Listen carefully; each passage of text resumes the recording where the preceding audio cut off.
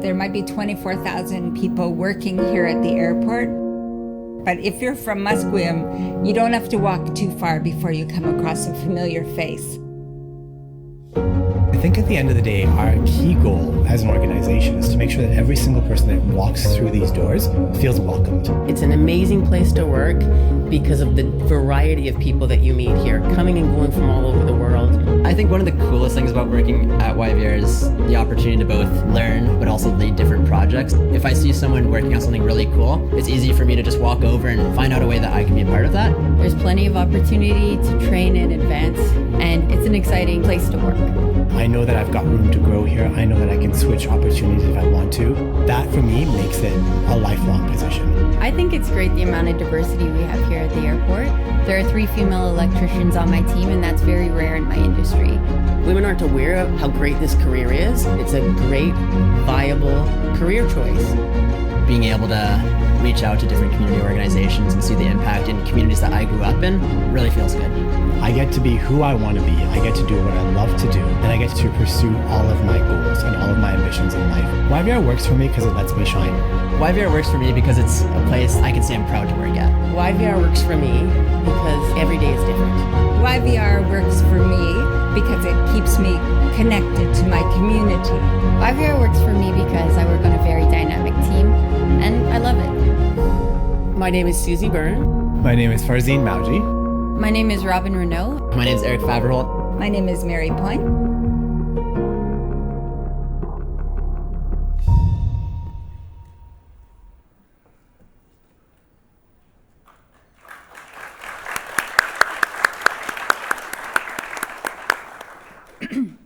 Well, hello, everyone. I'm Mary Jordan, and on behalf of the Board of Directors and the Airport Authority team, I'd like to welcome you to our annual public meeting.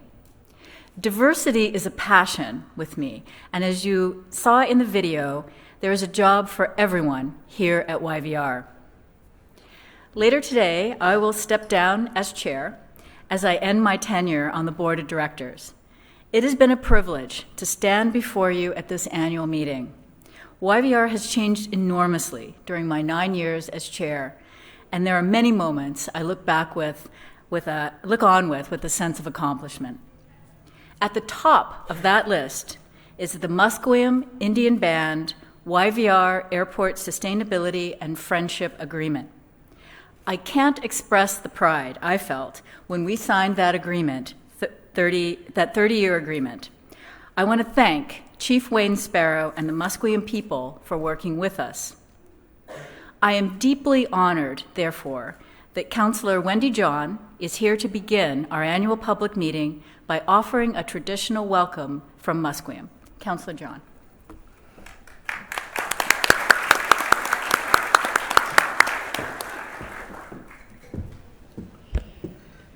Thank you so much. I don't do traditional welcomes. I'm not a very good singer. I don't drum very well, but I do talk a lot. So on behalf of the Musqueam people, we are proud and honored to be standing here today at your annual general meeting. Because of the accomplishments that have happened under the leadership of the Board of Directors and our good friend Craig and everyone else on our team, Mary, and I think the agreement, I know the agreement that we've got with the Airport Authority has changed not only the dialogue, but the relationship with Musqueam, and I believe with other communities across the country, because they can see what success is when you work together for the benefit of all members of the community. And as I watch the video, I still get tears in my eyes, and I get emotional about the number of years that we tried desperately to engage, that we tried desperately to show that we wanted to work together with the airport, because my grandfather and my grandmother still walked these lands hunting, gathering berries. I know that doesn't sound like a big event, but it's very important for our community. And so it was very close to us that we wanted to be a part of the growth out. We wanted to support it. We wanted to ensure that our people recognized the importance of working together. While we went through this, the whole big statement about reconciliation came out, And I turned to our national chief and to the Prime Minister and said, reconciliation is in action at YVR with the Musqueam people, and others should look at it as an example. So I do thank the Board of Directors for the commitment and support that they gave to us. And I thank all of you as members of this beautiful city for coming here today to listen to what everyone has to report on where we're going in the future. So thank you all for being here on behalf of Musqueam Chief and Council and the community.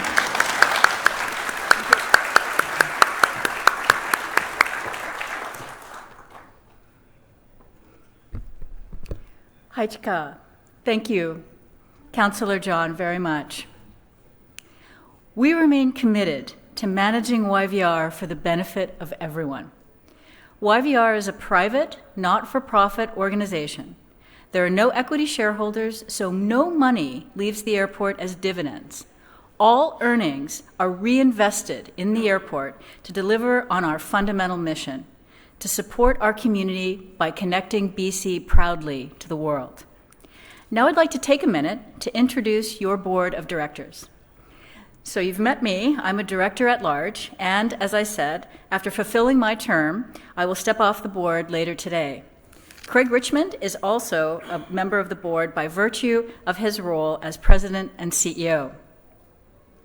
Joseph Caron is a director at large. John Curry is the nominee of the Chartered Professional Accountants of British Columbia. Marianne Davidson is the nominee of the Greater Vancouver Board of Trade. Francis Fiorillo is a director at large. Both joined the board in 2018. Ken Goosen is the nominee of Engineers and Geoscientists BC. Howard Jampolsky is the nominee of the City of Richmond. Annalisa King is a director at large, and Kush Panach is a nominee of the federal government. Jerry Sinclair is a director at large. Tamara Vrooman is the nominee of the City of Vancouver, and Wayne Wright is the nominee of Metro Vancouver. I wish to thank Anna Fung, the nominee of the Law Society of British Columbia, whose last day on our board also is today. Anna served on the board during a time of rapid change, starting when YVR was just beginning to recover and return to pre-recession passenger numbers, and then seeing YVR take off with the exceptional growth we've experienced over the last 3 years. Both situations have their challenges, and Anna's contributions as a member of the Finance and Audit and Planning and Development Committees were deeply appreciated. Anna, I want to offer our sincere thanks for your service to the Vancouver Airport Authority and contributions to the board.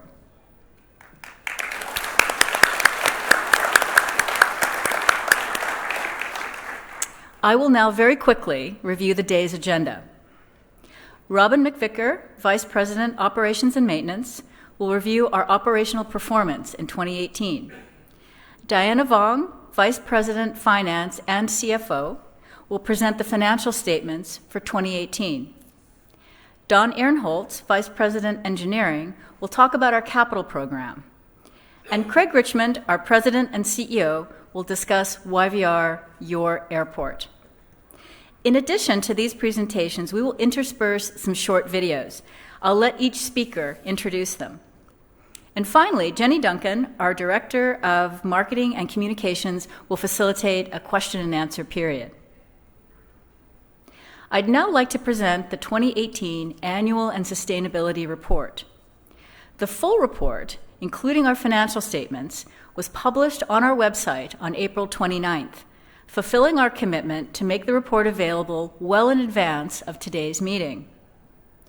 Now, this year's report looks a little different than past years, as it is our first report using the Global Reporting Initiative framework. The report addresses 17 material topics that were selected through an extensive stakeholder engagement process. Perhaps some of you participated in the survey or the workshops.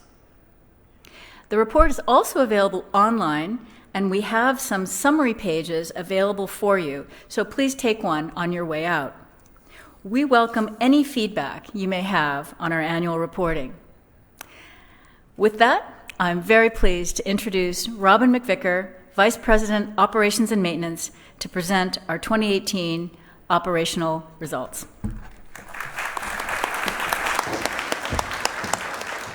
Thank you, Mary. Good afternoon, everyone. Thanks for being here. 2018 was a fantastic year. We experienced strong growth, and we kicked off major projects, and we continue to improve YVR for everyone. We welcomed just shy of 26 million people as passengers in 2018. This wasn't just a record, it was us achieving our 2020 target 2 years ahead of time. In 2018, we also saw 340,000 takeoffs and landings from our runways. That also includes the float plane traffic. We continue to see an encouraging trend. While the takeoffs for aircraft movements went up by just 2%, our passenger traffic went up by 7%. Cargo also had an amazing year. We saw 338,000 metric tons of cargo increase of 8% through YVR. This was the highest year for cargo in our history. We moved a lot of different products, salmon, seafood, as well as apparel and electronics. One of the key focus areas for us in 2018 was the performance of our baggage system. We really committed to improving it. In addition to delivering a more consistent baggage service, we've also been managing a number of projects that were capacity enhancements. And one of the big ones that I think a lot of you are familiar with is one that has a lot of operational mitigations, and that has been the hold bag screening project. It's a little bit like doing open heart surgery while you're having a marathon. It's a big project. A lot of you have been dealing with operational mitigations, and we just want to thank you for your patience as we move forward with it. In 2018, we introduced a pilot project to really support our hub strategy that saw improved international to domestic connections, allowing customers to connect more smoothly by not having to pick up their bags. The interim program provides a bus connection for eligible passengers, and we saw a lot of success with this program. We have a long-term plan to expand that to a permanent transfer facility, which is currently under construction. And to adequately serve the growing number of aircraft at YVR, we've introduced more airside busing operations. Now, we like to put an acronym to everything, so this we call remote stand operations or RSO operations. But this busing solution really helps us make sure that we can offset a little bit of the capital costs of building a gate or expanding the terminal. To date, 8 different airlines have participated in remote stand operations. We've also invested in AVI ramps, which you see here. The AVI ramp produces a solution that provides a ramp instead of steps, so we're making it more accessible for everyone. 2018 had a number of highlights, and one of them was snow. We had a lot of snow. The good news was that our team was ready. When the snow hit, we had up to 80 different pieces of equipment out, making sure that the passengers got on their way as safely and quickly as possible. A big shout out to all of you who are working on those epic snow days, to all the snow teams and partners who facilitated making sure that our passengers got safely and quickly away. We also continued on our runway maintenance and taxiway maintenance programs. And one of the key elements of that has been the runway end safety areas, yet another acronym, our RESA program. To date, we've invested about $150 million to build 300-meter RESAs, which is double the proposed Canadian standard, but more in line with international practices. So far, we've completed RESAs on our south and crosswind runways, and we started them on the north runway. Now, every year, we communicate our plans for runway maintenance. To provide context, the south runway is our primary runway. We use it for takeoffs and landings. Our north runway is used primarily for arrivals and is generally closed from 10 p.m. to 7 a.m. However, we do use the north runway for some departures during the day and the night when our peak periods call for it, or to help us manage some of the maintenance. Last week, we carried out our annual maintenance program on the south runway. Throughout the rest of the year, there will be some closures of the south runway to ensure we keep up with critical maintenance. These closures will typically take place between May and November on select Wednesdays between 10 and 7 p.m. And that's when we'll have to use the north runway again for both arrivals and departures. Now, I've talked a lot about programs, but really what makes YVR special, our secret sauce, are the 24,000 people that work here. In 2018, we had our busiest year yet. We also saw our best customer satisfaction rating yet. We reached over 92%. I want to thank everybody who worked so hard to make that happen. And for the 29th year in a row, we have our amazing Green Coat volunteers. They continue to shine. They are the key to YVR's success, and I'd really appreciate if you guys would stand and be recognized. We so appreciate your volunteer hours.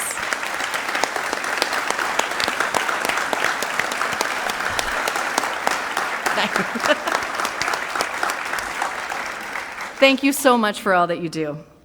Our YVR Stars program continued to promote and celebrate great customer service. Whether it's from the Airport Authority or many of our partners, anybody can nominate a YVR Star, whether they're a passenger or a worker or a teammate. We received more than 450 nominations in 2018 and so many inspiring stories. In fact, we had so many stories that we've actually brought some of the nomination stories down here, and they're out just past the cookies if you can get by the cookies. You can hear a little bit about excellent service at YVR. But one of my favorite stories was one about Billy and Alistair from Dexterra. They went above and beyond. They got a phone call from a really concerned son whose parents were both suffering from a little bit of dementia, and they were really nervous to fly.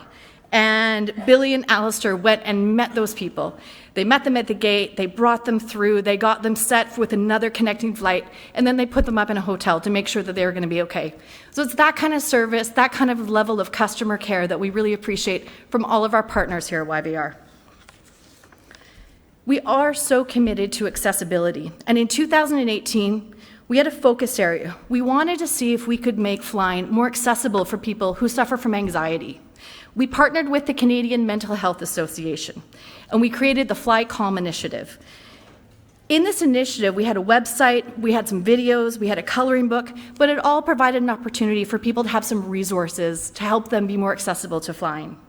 And finally, I would be remiss if I didn't talk about dogs, because as most of you know, I have quite a passion for the dog programs at YVR. We celebrated our first Dog Days of Summer. It highlighted all the dogs with jobs within the Airport Authority. The event included our well-known Lassie program, which many of you saw out there, Less Airport Stress Initiative, as well as dogs from our canine program with the security company, CBSA, and RCMP. Quick tip, if you ever need a snuggle, you can usually walk through the terminal and find one of those Lassie dogs around. Finally, I wanted to end on a really important note to all of us at YVR. In 2018, we achieved the Rick Hansen Foundation Gold Accessibility Rating. It ensures that there are improved guidelines for accessibility for buildings. We are the first airport to receive this rating, and in fact, we're the highest rating building within the program. This gold certification is a testament to our belief that every person who wants to travel should be able to travel. On that note, I'd really like to thank everybody who works together to create an exceptional experience for the customers that come through YVR. Our next speaker is Diana Vong. Diana is our Vice President, Finance and Chief Financial Officer. And while she comes up, we wanted to share a little video about the Rick Hansen Foundation and our partnership with them.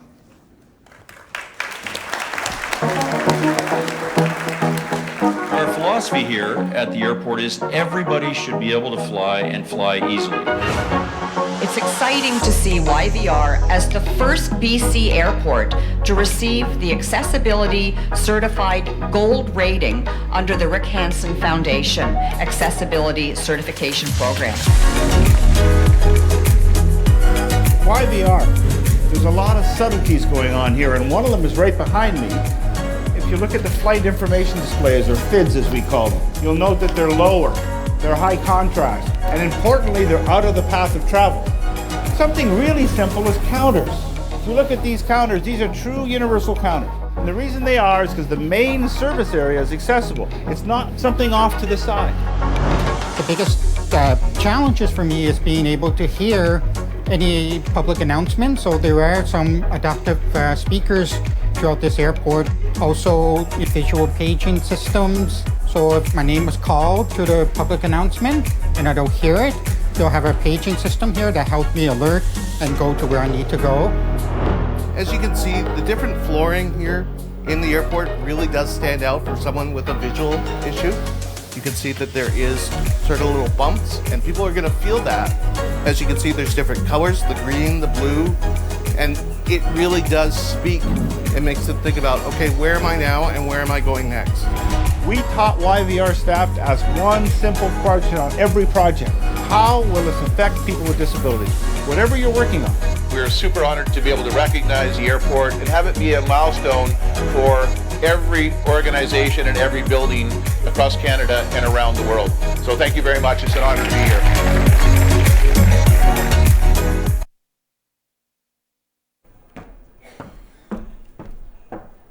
Hello and good afternoon. I'm so incredibly excited to be here to provide you a report on our financial results. As a financially independent organization, as Mary mentioned earlier, we have no shareholders and we receive no money from the government to operate the airport. As a result, we are in a position to reinvest all profits back into YVR. Our success is reflected in our consolidated financial statements, so let's go through the results. In 2018, our total revenue was $565 million, up 7% from the prior year. Our revenue comes from three main sources: aeronautical, airport improvement fees, and non-aeronautical revenues. Our aeronautical revenue includes landing and terminal fees. Last year, it totaled $143 million. We've seen strong growth over the last several years, and thanks in part to our rates and charges program called Connect YVR. Connect YVR has kept our rates one of the lowest in North America and has froze them for the last 5 years. We collect an airport improvement fee, or an AIF. The AIF supports our capital projects such as runways and terminals. The total AIF revenue was $172 million last year. Our AIF is one of the lowest in Canada. In fact, we are the only major Canadian airport with an in-province AIF of $5. Our aeronautical revenue comes from a wide range of sources, such as land and concession rentals, parking, and sales of our Border Express kiosks. This revenue is very important because it helps pay for our operating costs. Non-aeronautical revenue was $250 million last year, making up 44% of our total revenue. We also receive other sources of income. This includes the Designer Outlet Center, the lovely mall that's just down the street. The second is from Vancouver Airport Property Management, which owns and operates many of the cargo and office facilities on Sea Island. In 2018, the total partnership income was $10 million. Last year, total expenses were $473 million, up 5% from 2017. Expenses are divided into three categories: operating, amortization, and other. We have a variety of expenses that are necessary to ensure smooth operations. This includes safety, security, maintenance, customer care, salaries and wages, and payments in lieu of taxes. In 2018, our total operating expenses were $224 million. We spread the cost of capital projects over the life of assets, which is known as amortization. In 2018, total amortization increased slightly to $155 million as a result of several new facilities, including the new Value Long-Term Lot. Our other expenses include interest and financing, ground lease, and revenue sharing with Musqueam. In 2018, these expenses were $95 million. This included our annual rent to the federal government based on a percentage of our revenue. In 2018, this rent totaled $59.5 million. We take a conservative approach to debt. Last year, we successfully financed a $250 million debenture to replace a $200 million debenture that matured in December. We financed the additional $50 million to take advantage of the favorable economic environment and low interest rates in anticipation of our upcoming capital program. The debt required interest payments of $30 million. And during all this, we maintained a AA credit rating, the second highest airport credit rating in the world. This is a significant achievement, and we continue to be very proud of it. Last year, the total net profit was $102 million. This profit has been reinvested back into the airport thanks to our unique model. This approach ultimately strengthens our financial position, which you can see in our cash flow, the very exciting cash flow slide. In 2018, we started out with $286 million of cash. We generated $285 million from our operating activities. We then had incremental borrowings of $50 million, and we invested in new multi-year construction projects, which totaled $351 million. At the end of 2018, we were left with $270 million, which is being used to support capital projects in the next year. On that note, we would like to play a quick video that highlights our current capital projects. After this video, our Vice President of Engineering, Don Ehrenholz, will come up and speak. Thank you very much.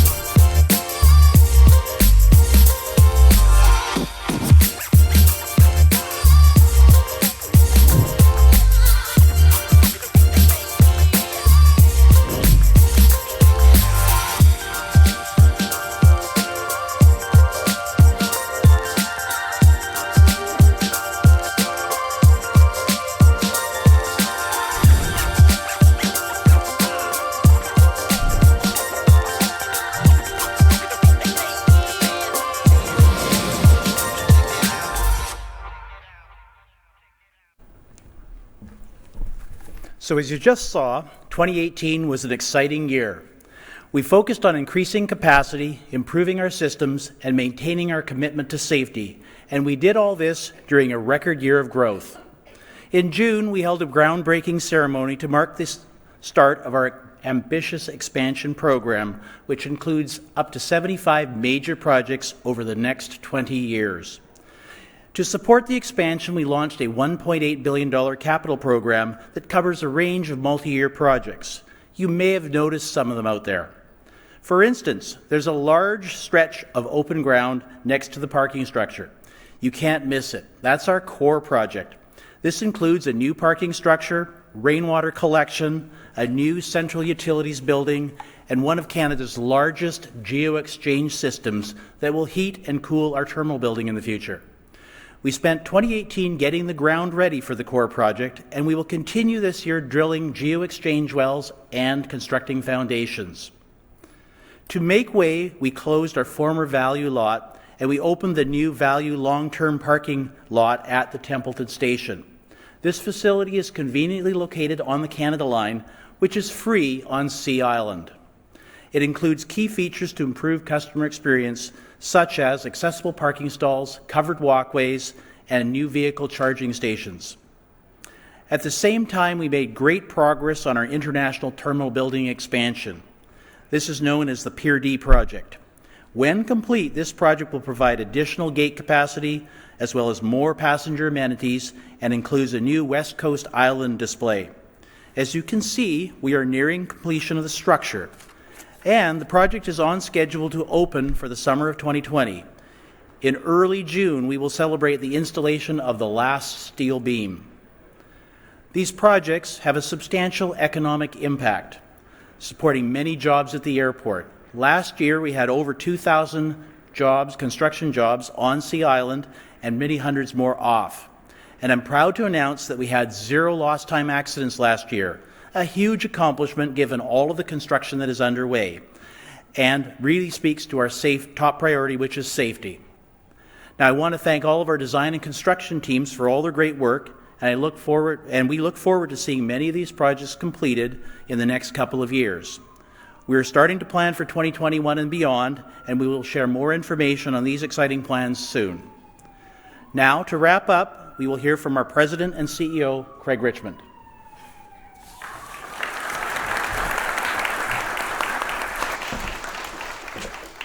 Thanks, Don, for providing that great snapshot of our capital program. Good afternoon, everybody.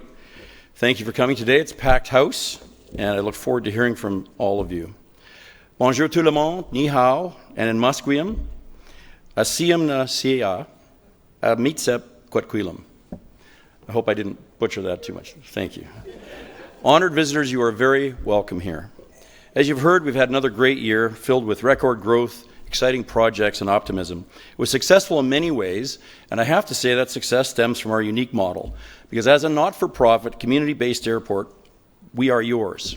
We focus on constantly improving YVR for everyone, and thanks to this model, we become a leader in innovation, in diversity, in environmental stewardship, and a real community partner. But it all comes down to every individual who works here, an inspired and passionate team of 24,000 people who work on Sea Island every day. And thanks to this great team, even with record passengers and construction, we were voted the best airport in North America for a record 10 years in a row.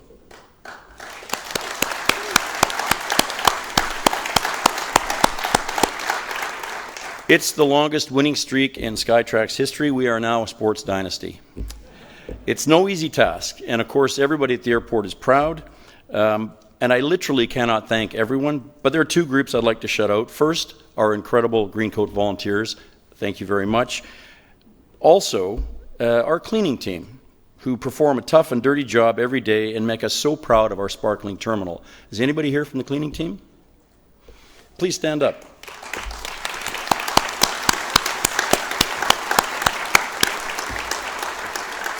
There'd be more of them, but they're out cleaning. 2018 was quite busy, but I assure you it all went according to plan. In fact, it marked the first year of our new 3-year strategic plan. Our vision is to make YVR a world-class sustainable hub, and our 2020 targets include 29 million passengers, 144 destinations, and 327,000 metric tons, and I notice we've already blown by that, so good. To maintain our momentum, the plan focuses on a range of projects under 2 key objectives: improving the speed and ease of the hub and delivering remarkable experiences. You've heard some of these from Don and Robin: expansion projects, baggage upgrades, passenger busing, customer care initiatives, and more. And the plan also includes 9 foundational elements, ranging from financial strength, which Diana covered, sustainability, innovation, and much more. I'd like to cover some highlights that fell under this plan, starting with new air services. We welcomed our new airline partner, Hainan Airlines, with service to Shenzhen in May. This marked Canada's first service to Shenzhen. It also helped us retain our position as having the greatest number of mainland Chinese carriers of any airport in North America or Europe. Quite an accomplishment when you consider we're up against big airports like LAX and Heathrow. American Airlines added a new route to Chicago, which is a key hub for our transborder network. September marked the 50th anniversary of Japan Airlines coming to YVR, the first Asian carrier to serve the West Coast. We celebrated Canada and Japan's important ties with a really fun event. And our major airline partner, Air Canada, had another fantastic year. They continue to expand connections to destinations all over the world, building their Trans-Pacific hub and accounting for 41% of our growth. Air Canada launched new service to Paris, Zurich, Sacramento, and Lihue in Hawaii. I notice I didn't go on that inaugural. I have to talk about that. On that note, I'd like to thank Air Canada for its continued investment in YVR, and I'd like to thank all our airline partners. Thank you for your commitment and support. More flights mean more passengers, and that means more pressure on our terminal.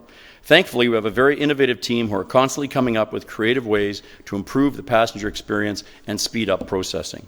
We celebrated the launch of our new Check It Express self-bag drop. It's accessible, efficient, and intuitive, reducing wait times and lines. There are now 10 units at YVR that have processed over 120,000 bags. Expect to see a lot more. At the same time, our team continued to be the market leader with Border Express kiosks. We have processed over 250 million passengers at 42 airport and seaport locations around the world, with over 1,600 kiosks sold. And at YVR, with 4,000 passengers an hour coming into our arrivals hall in the summer, along with our CBSA colleagues, they saved us last year and they'll do the same this year. We did enter the European market as well, launching our kiosks in Cyprus, and we continue to strengthen our market share in the Americas. We also aim to be a leader in sustainability, protecting the environment while providing economic and social benefits for our communities. One way we do this is through a robust environmental management plan with 2020 goals based on 2012 baselines. These goals include reducing greenhouse gases and waste and potable water use and improving ecosystem health. We're making really good progress. For instance, for the third year in a row, we exceeded our waste target, diverting 51% of terminal waste from landfill. This was thanks to the efforts of our team and partners and our many unique programs, including our very fun YVR's Waste Wars. We maintained our Salmon Safe certification. By the way, we were the first airport in the world to achieve this. This program acknowledges our commitment to transform the way we run our land and water management practices at the airport to protect Fraser River water quality and enhance salmon habitat. And we achieved Level 3 carbon accreditation with Airports Council International. Under this program, we engaged our airport partners in carbon reduction and implemented a range of programs supporting our commitment to reduce emissions. So I also want to say thanks to our business partners who have participated. We strive to be a good neighbor, and in 2018, we continued to work with our community on the Templeton Redevelopment Project, which seeks to develop 44 acres of land in the Templeton area. We've been engaging with the public since November of 2017. We engaged with Burkeville residents and the City of Richmond, discussing a range of community enhancements. Our team conducted community advisory committee meetings, open houses, feedback surveys, and sent regular updates to residents. We greatly appreciate the patience and participation of Burkeville residents, and as the project progresses, we'll continue to seek feedback on more detailed plans. This time last year, I made a commitment to address fair wages at YVR. I'm pleased to announce that we have created a new fair wage policy. Under this policy, the Airport Authority will work with our direct service contractors to implement a $15.20 hourly wage starting on January 1st, 2020, 17 months ahead of the provincial target. We've taken a different approach with our concessionaire partners, which are those companies that operate food and beverage and retail outlets in the terminal building. We encourage them to provide a fair wage for their employees.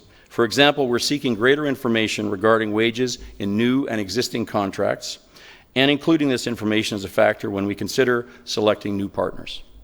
All of these initiatives are really a first step on our fair wage journey. And we've also committed to reviewing the fair wage policy on an annual basis as we realize the importance of attracting and retaining talented employees to work at YVR. Speaking of progress, last year we celebrated the second year of the historic Musqueam Indian Band YVR Sustainability and Friendship Agreement.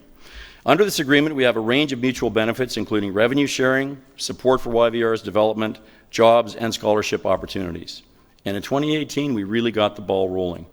The Airport Authority hired 12 Musqueam members, and our business partners hired 80 in just 2 years. This is an incredible number. We also awarded 8 YVR Musqueam scholarships, and at the same time, Musqueam worked closely with our environment team, addressing invasive species and identifying archaeological sites on Sea Island. That's only year 2, and there's much more to come, so stay tuned. Finally, the one highlight that really wraps it up was when we welcomed our 25 millionth passenger in December. This was a major milestone for our airport and also a lot of fun, bit of a shocker for the lady from Winnipeg who didn't know this was coming. To conclude, I'd like to thank all of you once again for your hard work and dedication at the airport, and that wraps up our presentations. Jenny Duncan, our Director of Communications, will be moderating the questions and answers next. But wait, there's more. One more thing. In honor of Mary's exemplary leadership, business acumen, and many significant contributions to the airport, we're very excited to announce that Vancouver Airport Authority has established the Mary B. Jordan YVR Scholarship, which will recognize and support women pursuing a business degree in British Columbia. This annual scholarship will award one lucky recipient $20,000. Any female or female-identified student who is enrolled in a full-time bachelor or master's business degree program may apply. As part of the application process, we will request students to submit academic transcripts, reference letters, and a personal statement that demonstrate strong leadership and teamwork skills and community participation, the ideals to which Mary has devoted her professional life. The scholarship will officially open next week on May 15th. In closing, Mary, you've been a trailblazer for women in aviation, an exemplary chair for YVR, and someone who pushed YVR to become a better version of itself. I cannot think of a more appropriate way for us to honor your legacy than a scholarship that will blaze the trail for other young people starting out their careers. Thank you.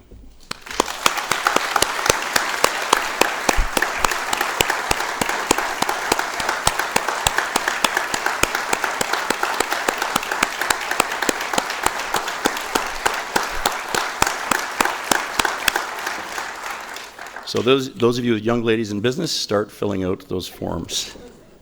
All right, Jenny.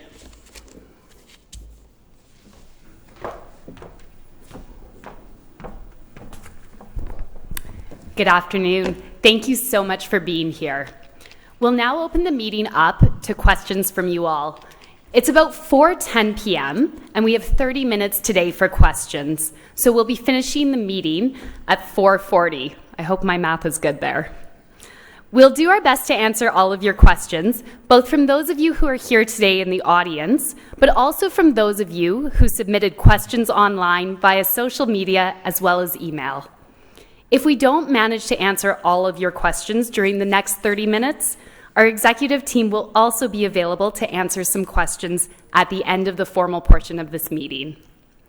To ensure we try and get to everyone who has a question today, we'd appreciate you limiting it to one question to start, and then if time permits, come up again and ask another question. So I now invite you to line up. We have 3 microphones here, and I'll alternate between questions from the floor as well as those questions that are submitted. If you would prefer that a mic is brought to your seat, just raise your hand and Jody from my team will be around and she'll be available to bring that microphone over to you. And so when you come with a question, if you could just mention your name and the community you come from, that'll help us better answer your question. So to start with, I'll open the floor with a question online, but then please feel free to line up behind the microphones as I do that. Perfect. So our first question submitted from Twitter from Nick and Kirk. Even on a slow day, the lineups in the US terminal at Timmy's and Starbucks, he likes both coffees, so those are both post-security and immigration, are super long. I know space is limited, but can anything be done to add more options? So I'd like to ask Scott Norris, who is ready to go. He's our Vice President of Commercial Development, to come up, and Scott can tell us all about some of the new exciting opportunities he has. Thank you, Jenny. And no one likes super long lineups, so we should change that. In the transporter terminal, we're making some significant changes as we roll out the new food and beverage program. 4 new outlets will be built in the transporter area, including Joe and the Juice, a renewed Vino Volo, which will have a morning menu, and also Sal y Limon, a Mexican offer which has an all-day menu. So we're really hoping that we can cater for that early morning peak. We know it's tight in that terminal, but in the next year or so, we should see some great improvements. Thank you. Perfect. Scott, thank you very much. I'll start over with David on microphone 1. David, if we can just have a couple questions to start, we'll see how it goes. Then we can maybe have you come back up if you've got a few more. Jenny, thank you very much. My name is David. I represent the Machinists Union with approximately 1,500 employees here at the Vancouver Airport working for the major airlines. I'm going to start this afternoon by paying tribute to Mary Jordan. Mary has been our chair for the last 9 years. She has always called the meeting to order on time. She's always had a sparkling opening remarks for all of us who are assembled. And she's always wrapped up with a warm and friendly greeting at the end. Mary, thank you very, very much. I've appreciated your chairship, and it was most rewarding. And I will cede the microphone, Jen, to another party, and then I will come with questions. Thanks, David. Thank you, David. All right, we'll take a question from microphone 2, and then we'll go back to online. Hi, my name is Denise. I've been working at the airport here for 18 years. I work with HMS host White Spot. And so My name is Ramesh. I've been here for 12 years as a waiter and bartender. So my question is, the Vancouver Airport Authority recently announced that it is replacing us with another food service contractor at 3 of our locations, which means 90 of us are going to essentially lose our jobs. Most of the co-workers are older women supporting families. The province has just introduced a new law to extend successorship protections to contract workers like us. The intent of the new law is to make sure that we will all keep our jobs, our wages, benefits, and union contracts when contracts are flipped. Is YVR going to guarantee that? Yes or no? So let me just first say that I understand this kind of disruption and change is very upsetting and frankly scary. I mean, we understand that. It comes about because, of course, we want to change our food and beverage as a response to what our customers want. And in general, that's about 10 years for food and beverage. And I do understand the provincial government made an announcement about so-called contract flipping just a few days ago. We haven't had a chance to see it, so I'll have to get back to you. But of course, everyone at the airport will comply with legislation. So certainly, whatever that turns out to be. Now, given the nature of our agreements, we can't impose policies related to employee benefits. But we do value every airport employee, and we're ensuring that every impacted employee will get interviewed. And I have to tell you, in the current economic environment and the hiring environment,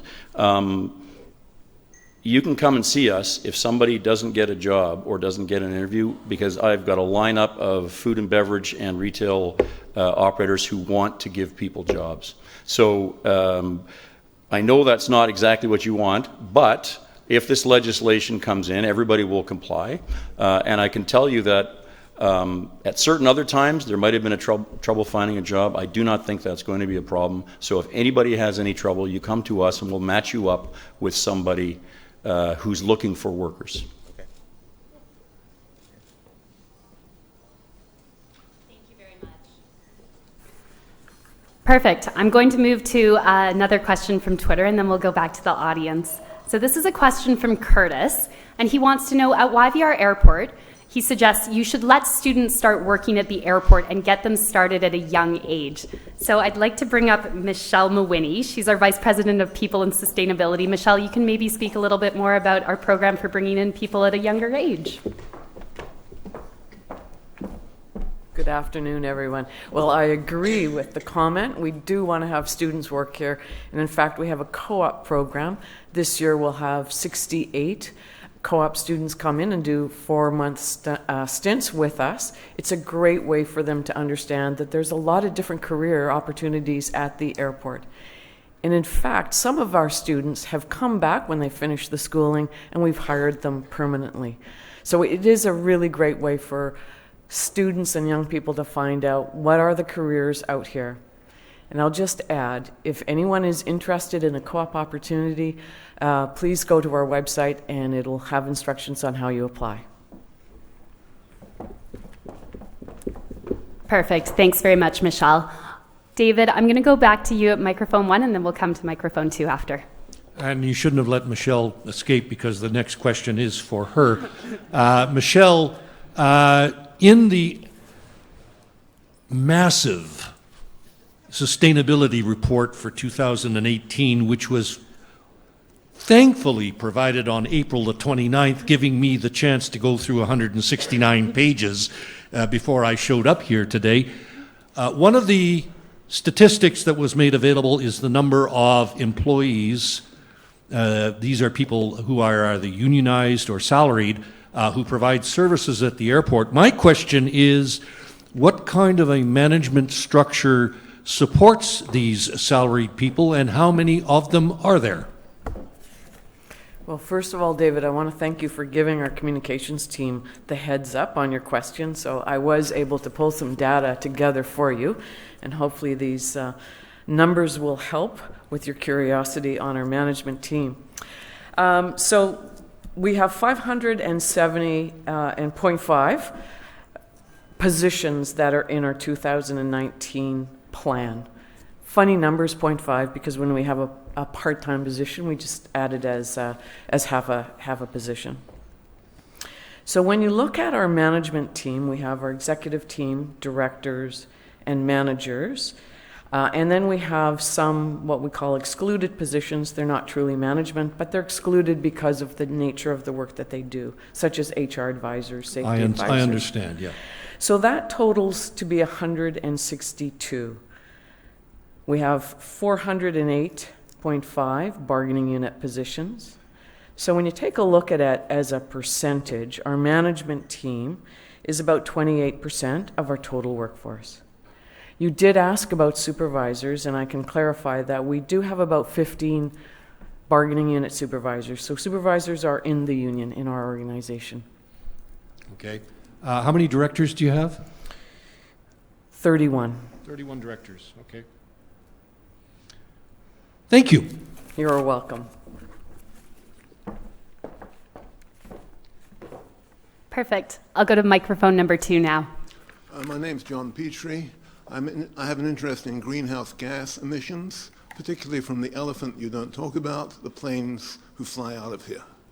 I have 2007 figures for fuel loadings. I've written you people, and you don't respond. I'd like fuel loadings for a more recent year. Using 2007 figures, it works out to allowing for the forcing effect of high altitude emissions, something like 7 million tons of CO2e emissions equivalent from planes flying out of YVR. That's a very big number. So I'm curious, I'd like more publicity for that number. I'd like to know what the current number is for fuel loadings. I have another question. Sure. So the fact is I don't know. We have nothing to do with fueling at all. Is there somebody here from VFFC? Would you mind talking to that gentleman afterwards? The Vancouver Airport Fuel Corporation, they do all of that, and I honestly couldn't tell you what the fuel is. But let me just tell you 2 things about greenhouse gas emissions in aviation. Even the most conservative estimate of emissions of aviation is 4% of the total in the world. And the air transport, the ATAG, which is the, what does it stand for? The Air Transport Action Group, which involves airports and airlines, has resolved to reduce our greenhouse gas emissions to 50% of 2005 emissions by 2050. That's going to come about through electric aircraft, through biofuels, and probably through a lot of other methods of travel like autonomous vehicles. So I would say that yes, we're a very important part of it, but we pale in comparison to other emitters of greenhouse gases. From an airport's point of view, we're doing everything we can. The biggest single project we've ever started, and the most expensive, is our geothermal, which we expect to reduce our greenhouse gases in the big terminals to heat and cool them significantly. So we're putting our money where our mouth is to reduce our own impact. Perfect. And John, I know you submitted a couple other questions online, so we'll try and see if we can get to a few of those as well. Thanks for being here. We'll take another question from microphone number 3 right now. Thank you. My name is David Gregg. Hi, sir. Thank you, Mr. Richmond. I really, from the bottom of my heart, thank you for putting in this trail along the Ross Baker Way, which was finished earlier this year. It's a great credit to YVR, and I know I've been harping on about this for a few years, and it's come to fruition, and a lot of people are very thankful for that to be in place. So having congratulated you, I do have a question, of course. Sure. And it relates to sustainability. I guess the easiest way for me to start this question is to speak about my own personal experience very briefly. We have an electric oven in our kitchen. Once a year, we turn it on full blast and burn off everything to a cinder inside. We do that in winter so that the heat given off warms the house. Now, if I think about YVR and the waste, I think you're at roughly 50% of the waste is being recycled and 50% is actually going to landfill. So I'm thinking, well, from a sustainability point of view, if you could treat that waste instead of going to the landfill by modern methods, which is basically to reduce it to carbon, and the heat would go into your geothermal field, you may have a win-win situation. Now, it's easy for me to say that. It costs money. And where would that come from? And I guess it comes back to the previous question about greenhouse gases. The public is not being held accountable for their travel. You guys are, but you have a method through the carbon tax to put that back to the public. Right now, the public buy their ticket and they're getting away scot-free. Personally, I go to offsetters, and I contribute a small amount of money to offsetters. But it could be deducted at source. Now, I appreciate that when you introduce a carbon tax, it may mean that there's a group of people that prefer to fly out of the States, Bellingham, for example. But, growth, although it's implied, is not really the holy grail when it comes to sustainability. So I'm kind of encouraging you to think or answer, or maybe you can at this stage, about a carbon tax on air travel. And I think the other thing I'd like to mention is that 172 million was taken from the public, if I can use that phrase, for the airport improvement tax. It would be positioning yourself very nicely if, in fact, some of that money could be used for projects associated with sustainability. So you're not taking it out of another source. So it's really talking about a sustainability and airport improvement tax instead of just, we need this money for capital projects. There's two questions in there. Okay, and that's great, thank you. I like the idea of burning waste. We'd have to look at that, see if it's practical. I'll put Dawn onto that. Who knows, in a couple of years, you'll be up there praising us again. But, we've looked at it. We are also looking at district energy. We're looking if we could get some of the energy from Iona, where they have the gas. So we're looking at all those things. Just to be clear, we don't have anything to do with the carbon tax. That carbon tax is a federal initiative. And I would say that we haven't actually said we're going to take this amount of money from the AIF, but as I said before, the only reason we're building the geothermal plant, well, it was end of life, but we needed to do something. It's for sustainability reasons, to reduce our greenhouse gases, and it is the single most expensive project. And I got to tell you, with the construction prices that we are down here, it continues to be the single most expensive project in the $350 to $400 million range by the time we're done. So we've already taken several years worth of AIF to that one project. And then when you add in things like electric vehicles that we've bought, the electric vehicle charging stations we're putting in everywhere, we actually have an agreement with our ground handlers that they get a lot of their concession fees back if they electrify their fleet. There's a lot going on in there. If you take a look in our sustainability report, you'll see that we're already doing a lot of that. So we don't actually call it a sustainability fee, we just take it out of the airport improvement fee and out of our operating budget. Thank you very much. Thank you. And David, thanks very much. David was actually one of our participants in many of the different community engagements we did with the YVR 2037 master plan. And in fact, his face, I believe, starred on the cover of it. So thanks again, David. Thank you. Perfect. We're going to take a quick question online, and then I'll go to microphone number 1. So we have 3 questions here because they all relate to questions about different air service. So I'm going to have Anne Murray come up. Very quickly, I'll summarize a question about Cebu Pacific adding an international flight here, about Qatar Airlines coming, and why no flights directly to Middle East from YVR. So I'll have Anne come up, and she can explain just a little bit more about our airline business development. Thanks, Jenny. We are very focused on increasing service destinations to serve the people of British Columbia and the Lower Mainland, giving lots of choice. We work hard with our current carriers, with Air Canada's commitment to making YVR a Trans-Pacific hub with WestJet. They're getting some new 787s. And then what we do is really look at how can we incent and invite new carriers to come to YVR. So what we look at is fees and charges. So we have some of the lowest fees and charges to air carriers, and then also our great airport. But it's not just what we do as the airport operator. We also, it's a business decision for an airline to choose to start new service. So they're going to look at a number of factors, including the passenger demand. And the third element is the government. So there has to be air bilateral agreements in place that will allow the airline to start operations to YVR.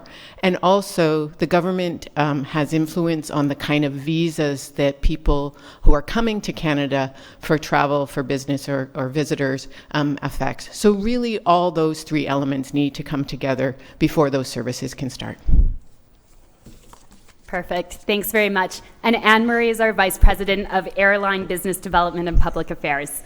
So thank you so much for waiting, sir. We'll go to microphone number 1 now. My name is Nathan Davidovich, and I would like to thank Mr. Richmond for supporting better transit to the airport. He came to Richmond Council, and as you all know, we have 20 hours of service on the Canada line. And then we have a break of 4 hours where there is no proper service, and everything has been approved finally, but TransLink is not going to start the service this summer, from what I understand. I've called in Bowen Mao, MLA, who used to work at the airport, and I'm trying to get a meeting with her to speed it up, because the way TransLink going, it's maybe the end of the year or next year, the way they're going. So I'm trying to do that, to get that speed so we can so nobody can get stuck at the airport, you know. There be either Canada line or a bus service 24/7, and that's what they have at many other airports, you know. And the other thing I wanted to tell you is I mean, we do have a climate emergency, and that's the same thing as transit emergency.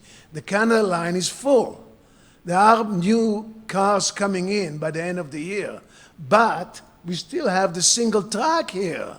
So the new cars, or sometimes they'll have to wait at the Sea Island station to get in here because the single track. And so you'll have to work out something with TransLink, because even now it happens once in a while, not too often, that one train waits for the other to come through, you know. But it has to be double-tracked, and we all know what S&C did back east, and did the same thing here, cutting corners and not putting double tracks on, you know, and that's something that maybe you could budget for. I'm not sure how you're going to work it out, you know. Well, first, thank you very much for your advocacy. Because I have a microphone, I will say we put $300 million into the Canada line, and it was a near-run thing. You remember, it failed to pass twice, and we finally got it. And even then, people said it's not going to work, and it's beautiful. 20% of our passengers and our workers use the Canada line, and then when you add the buses of 5%, we have the highest mass transit ridership to an airport in North America. It pales compared to Europe, but for North America, it's very good. Second point on the Canada line operation, I have a lot of sympathy for TransLink in this, and I'll make an analogy. We're squeezing the hours that our people can do work on the baggage system. So, you know, we used to have 10 hours at night, and now it's 8, and then it's 6. And so those 4 hours for TransLink are really important for them to maintain the track. And if they went to 24 hours, it would be really hard. So I do have a lot of sympathy for them. And finally, you're right, we're going to have to figure this out with TransLink, but there's some good news. They can actually, because of the automated cars, they can put them closer together and very safely. We can add more cars. We can expand the size of the platforms, and we'll do all of those things, and we'll need to do those. And it's relatively easy for us because we can put in our capital program in a few years and do it. I would point out as well, there's actually, when we expand the terminal this way, which is a matter of when, not if, there's room for another station. So there will be 2 stations coming to at the terminal. So really appreciate your advocacy. Say hello to Bowen if you get a meeting. Okay, and also maybe give out the maps and timetables at the information desk. They don't have them. Noted. Thank you. Perfect. Thanks so much. We're going to go to a very quick question online that, Craig, hopefully you can answer, and then we'll go to gentleman number 3. Perfect. So from Plain Archive, as the #1 airport in North America for 10 years in a row, Seattle. Thank you very much. Who is your greatest competitor? It's Seattle. You know, great bunch of people down there. Very friendly airport staff, recognized by Skytrax. Delta Airlines, which is a fierce competitor of Air Canada's in the U.S., and of course Delta has 330 million Americans to draw on, and where Seattle didn't have a terminal to connect international passengers before, now they do, or they will shortly. About a $900 million terminal opening. And the other thing they have is they have big companies there, you know, Amazon, Microsoft, Boeing, and a dozen others to really have a strong business class traffic. Vancouver and our airline partners, especially Air Canada with its Trans-Pacific hub, we're in for a dogfight with Seattle in the next few years. Perfect. Thanks, Craig.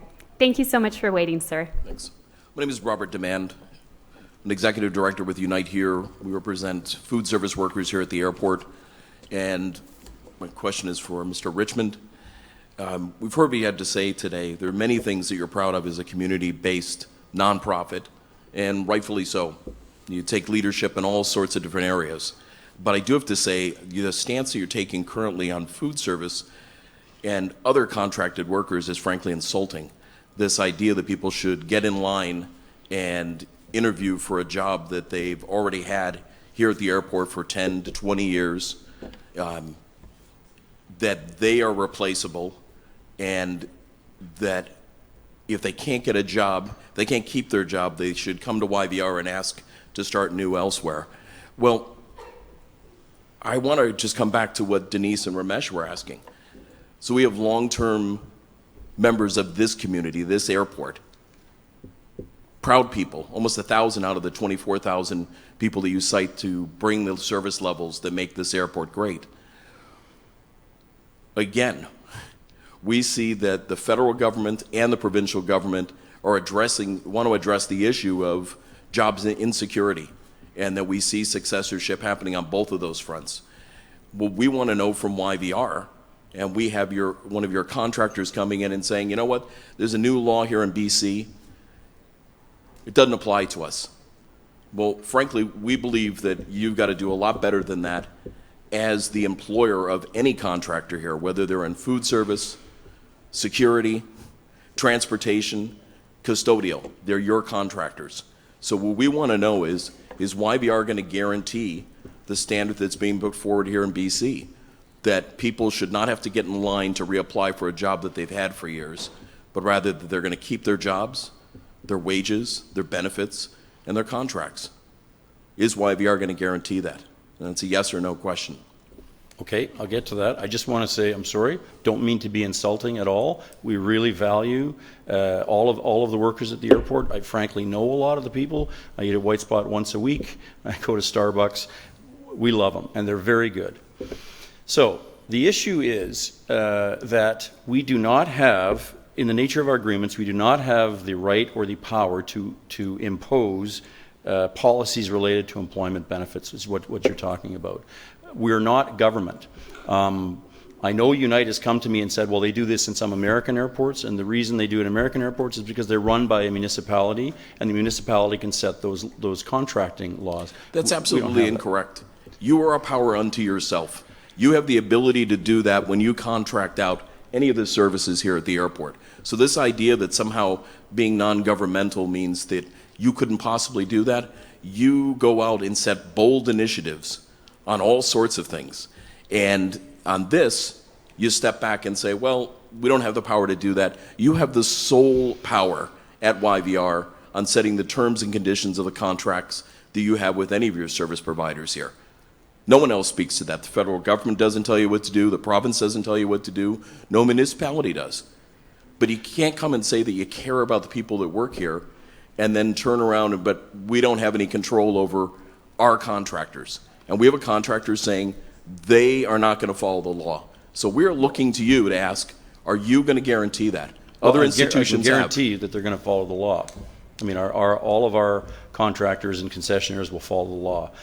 And if the successorship rights or contract flipping legislation comes about the way that the province has just basically announced, there's no real legislation yet, they will follow that law, because we will follow that law.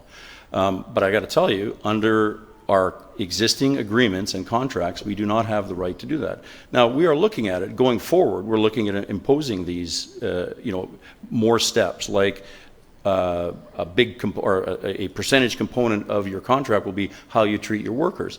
And I have to tell you, we're already seeing a positive result.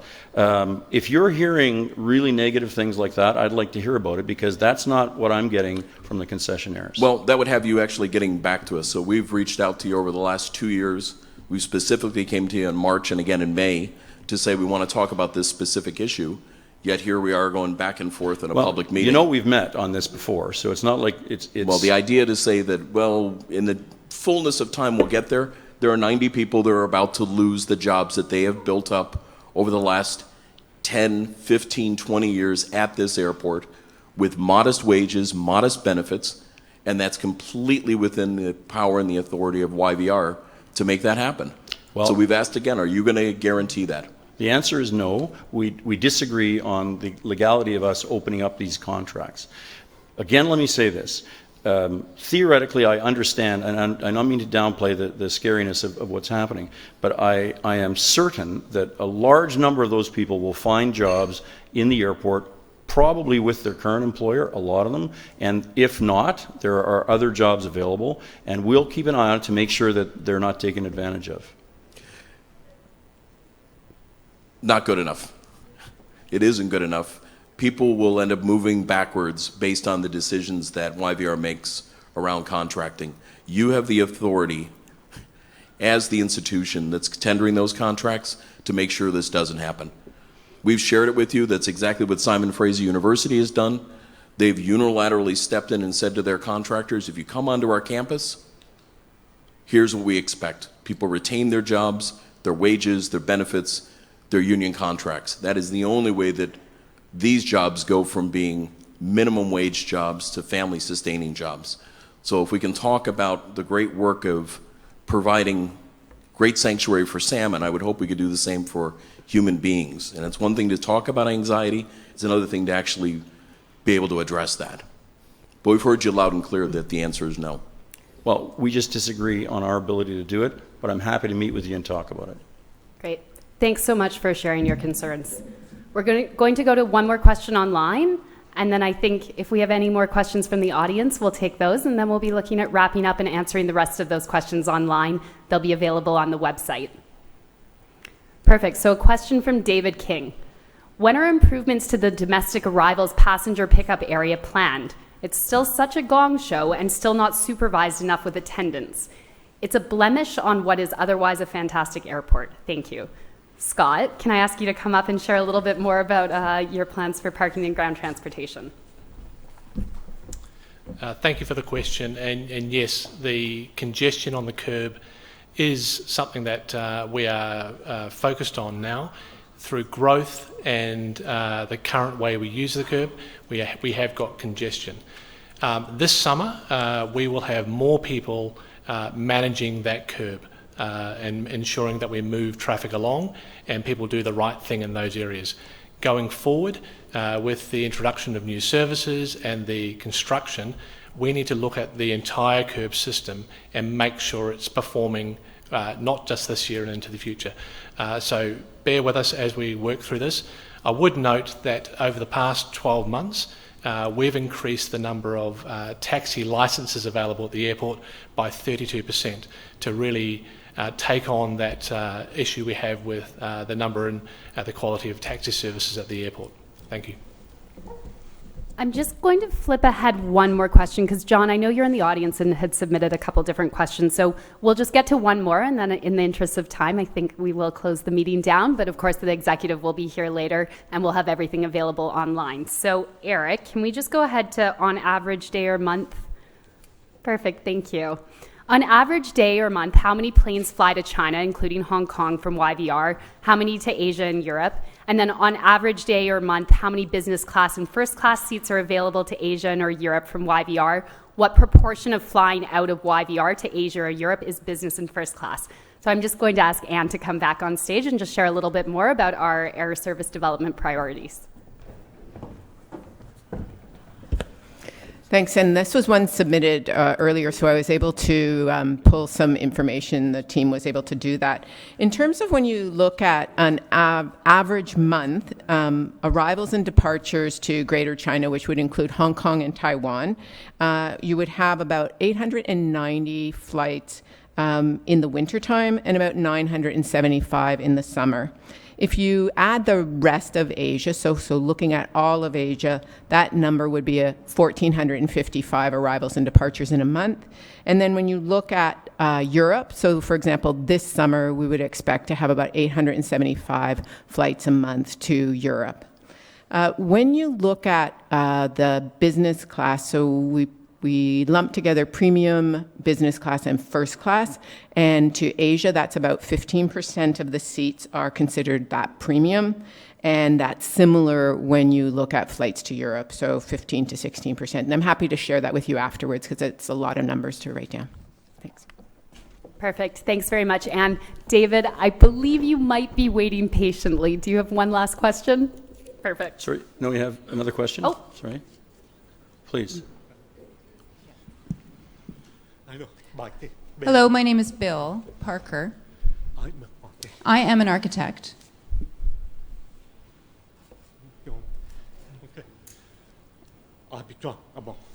And I'd like to ask some questions about parking, specifically the regular parking and the parking structures. For the last 50 to 100 years, I've conducted some studies on parking in airports, and given the growth and expansion of the airport services, I'd want to ask about your plans for the parking, because there are many different areas designated for staff parking, passenger parking, long-term and short-term. And in 1993 to 1995 was when we saw construction of a parkade, and now there's the construction of a second parkade happening. And I had anticipated it would have been moving along faster. When will it be completed, the new parkade?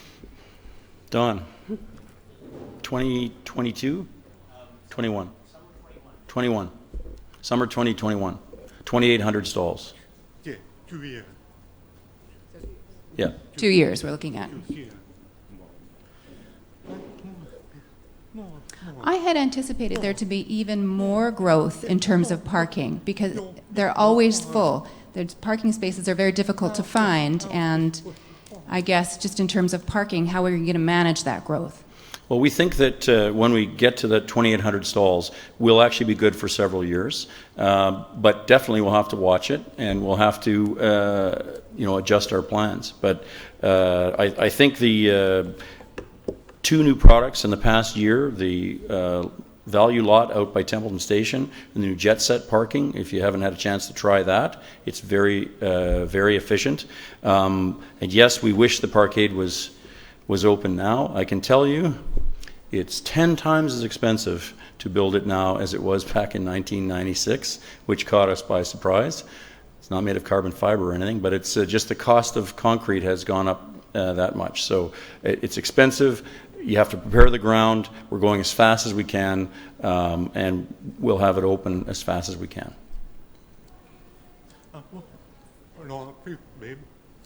Would you anticipate a third parking structure in the future? And if so, where might you put it? Yeah, there's room for another one. There's an interesting debate going on, though. We're wondering, in an era of autonomous cars, will people park their autonomous car, where it's expensive, or will they send it home? So we want to watch that as well. In fact, we're a little bit nervous about the numbers, such that if we don't get the number of people that want to park, we can turn levels of the parkade into office space in the future. So more analysis will be needed to handle this growth. Okay, thank you for your answer. Thank you for your question. David, give me a few more.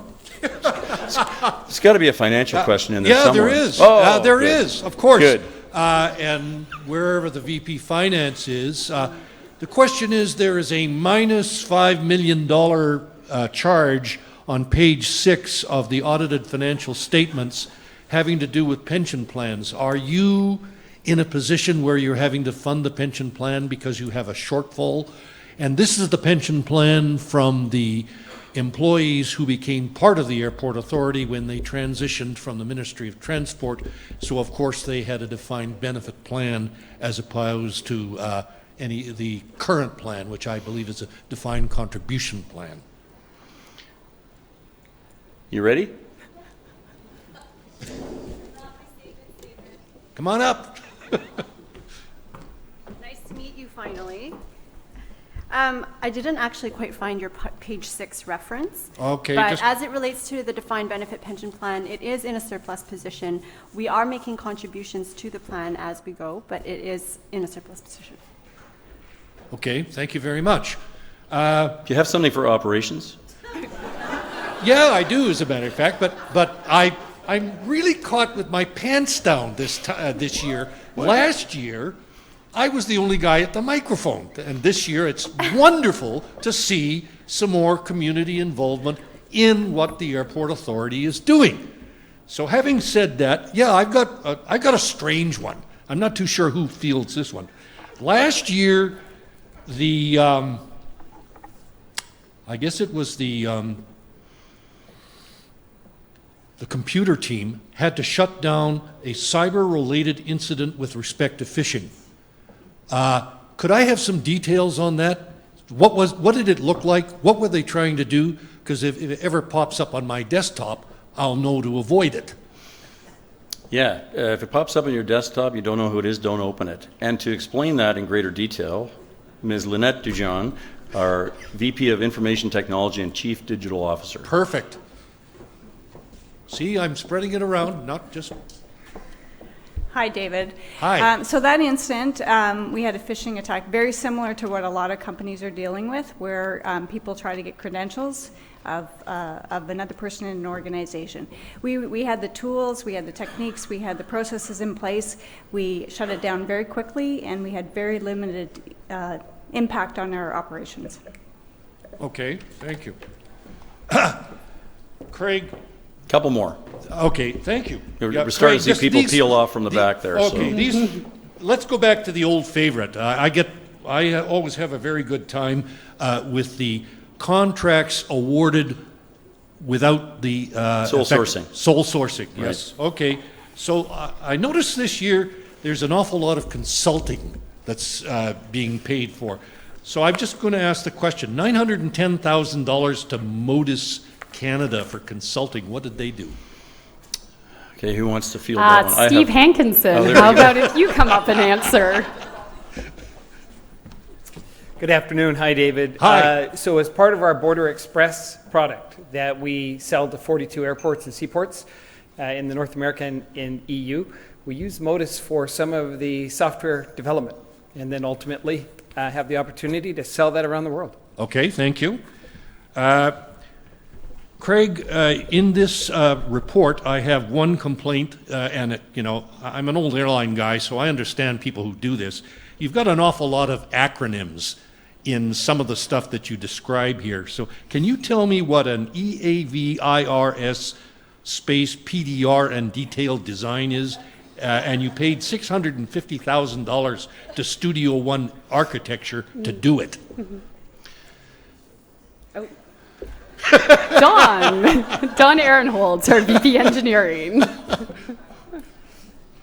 To expand our RSO product, or the busing product, we are building an apron to the east of the terminal, and it's known as the East Apron 6 expansion project.